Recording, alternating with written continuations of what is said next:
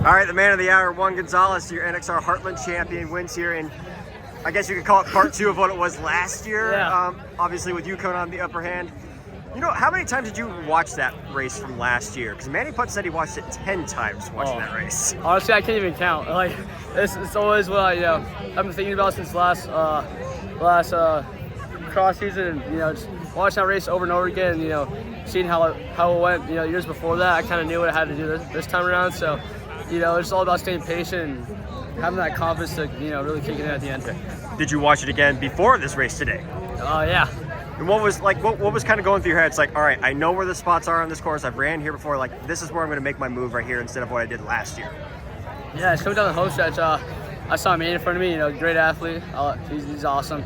And this time I was like, I'm not going to pass him yet. I'm just going to stay patient and kind of stay relaxed through the wind on the last stretch. Tell me what this means for the state of Nebraska, because when people think of Nebraska, they think Nebraska football, the Cornhuskers, and all that. They don't think cross country. So what does this win and the significance behind it? I mean, it feels awesome just being able to represent. I've always been inspired by guys like Gabe Hannes before me when he won this race back in 2021. So being able to watch that and then come out here and do it 3 years later is just awesome. You had the experience of going last year, and then kind of figuring yourself out as a runner last year. Like, what's the biggest step you've taken to get you at this point right now? It's always just been just doing the little things right, as almost being like a professional athlete.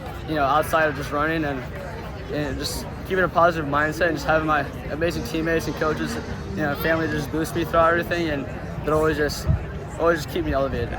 Just take me through the race. I mean, obviously 4:37 out, very quick first mile for you guys, but then it seemed like things got back into right pace, and then really it was just a battle to the end.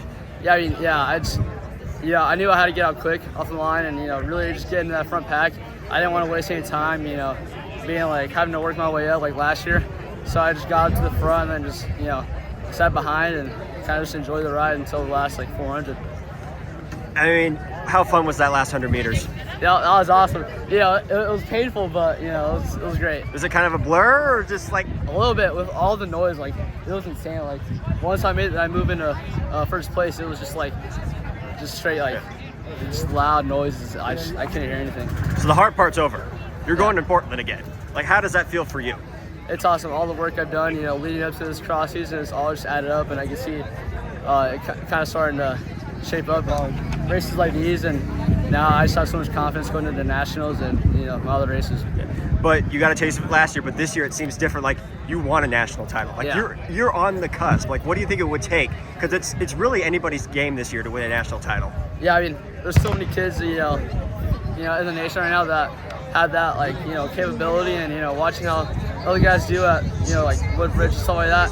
So I can definitely see it being a close race, but I think I have what it takes to just go out there and give it my all. I think you do too. Congratulations. We'll see you in Portland.